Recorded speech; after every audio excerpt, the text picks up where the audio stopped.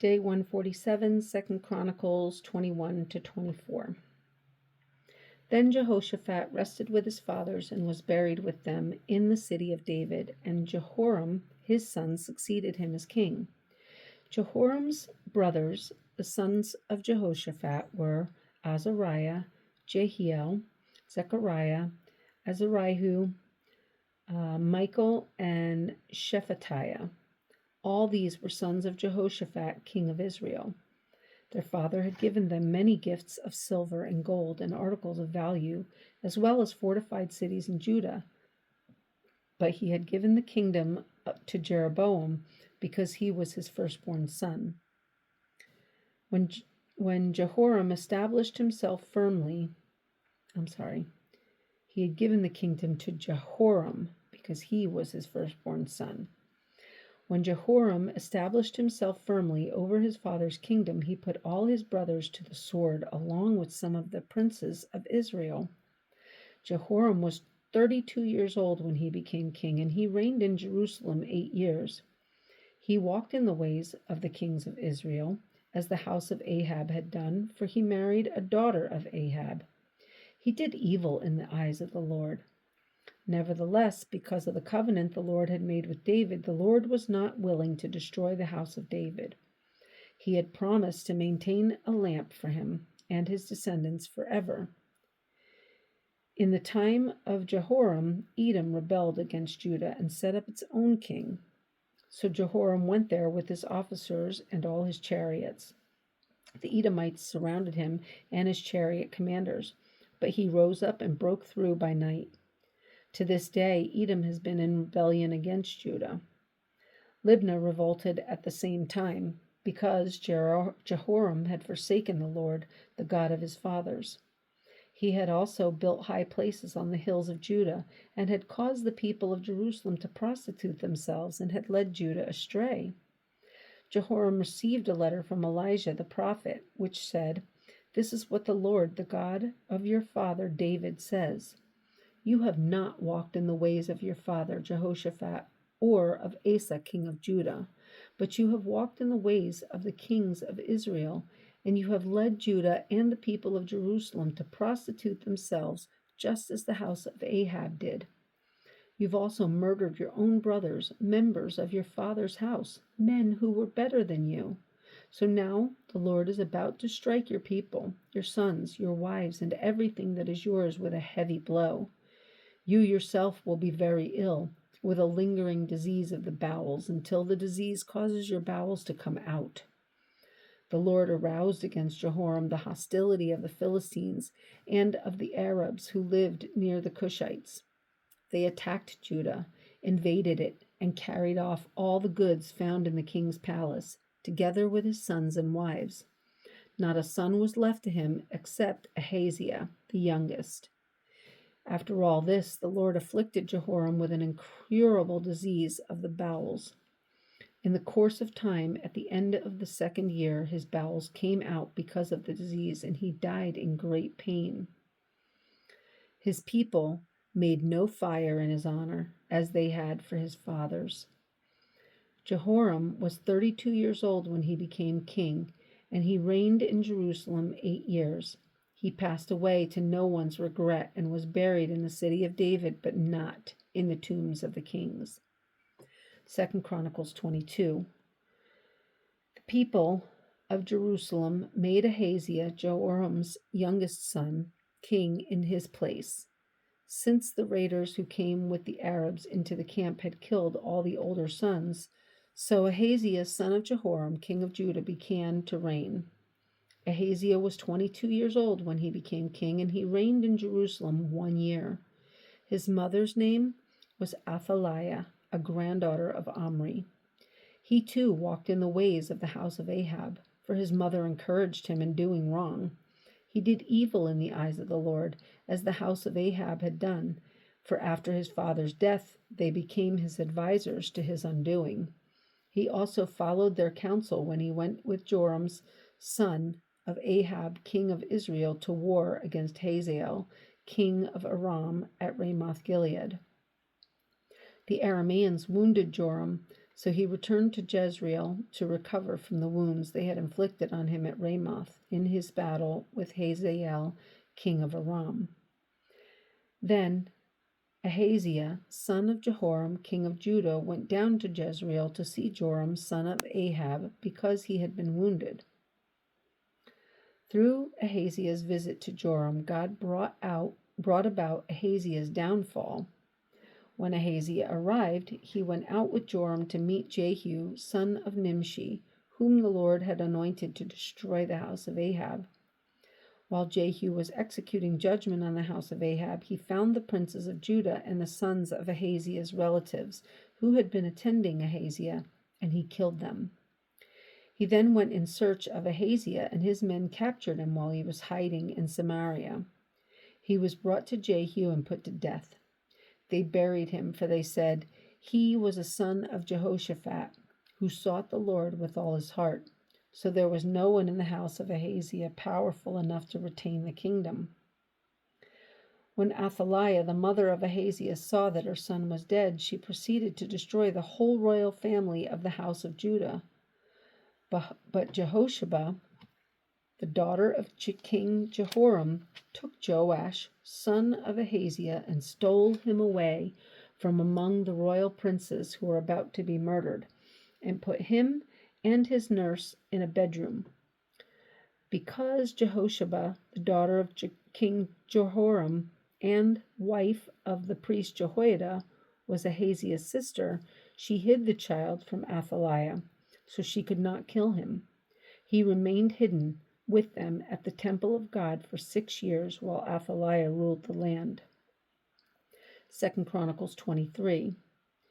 In the 7th year, Jehoiada showed his strength. He made a covenant with the commanders of units of 100, Azariah son of Jeroham, Ishmael son of Jehohanan, Azariah son of Obed, Messiah son of Adiah, and Elishaphat son of Zikri. They went throughout Judah and gathered the Levites and the heads of Israelite families from all the towns. When they came to Jerusalem, the whole assembly made a covenant with the king at the temple of God. Jehoiada said to them, "The king's son shall reign, as the Lord promised concerning the descendants of David. Now this is what you are to do. A third of you, priests and Levites, who are going on duty on the Sabbath, are to keep watch at the doors. A third of you at the royal palace, and a third at the foundation gate, and all the other men are to be in the courtyards of the temple of the Lord. No one is to enter the temple of the Lord except the priests and Levites on duty. They may enter because they are consecrated, but all the other men are to guard what the Lord has assigned to them. The Levites are to station themselves around the king, each man with his weapons in his hand. Anyone who enters the temple must be put to death. Stay close to the king wherever he goes." The Levites and all the men of Judah did just as Jehoiada the priest ordered. Each one took his men, those who were going on duty on the Sabbath and those who were going off duty, for Jehoiada the priest had not released any of the divisions. Then he gave the commanders of units of 100 the spears and the large and small shields that belonged to King David and that were in the temple of God. He stationed all the men, each with his weapon in his hand, around the king, near the altar in the temple, from the south side to the north side of the temple. Jehoiada and his sons brought out the king's son and put the crown on him. They presented him with a copy of the covenant and proclaimed him king. They anointed him and shouted, "Long live the king!" When Athaliah heard the noise of the people running and cheering the king, she went to them at the temple of the Lord. She looked, and there was the king standing by his pillar at the entrance. The officers and the trumpeters were beside the king, and all the people of the land were rejoicing and blowing trumpets, and singers with musical instruments were leading the praises. Then Athaliah tore her robes and shouted, "Treason! Treason!" Jehoiada the priest sent out the commanders of units of 100, who were in charge of the troops, and said to them, "Bring her out between the ranks, and put to the sword anyone who follows her."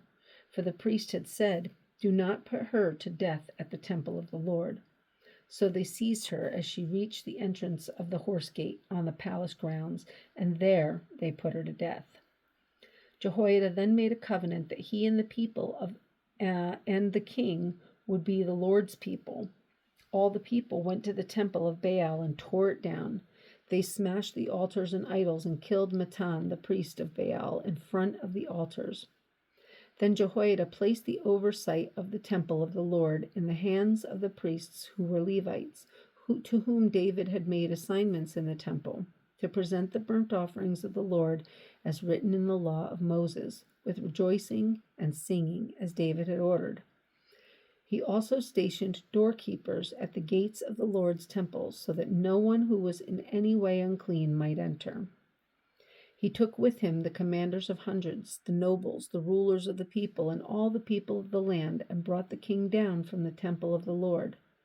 They went into the palace through the upper gate and seated the king on the royal throne.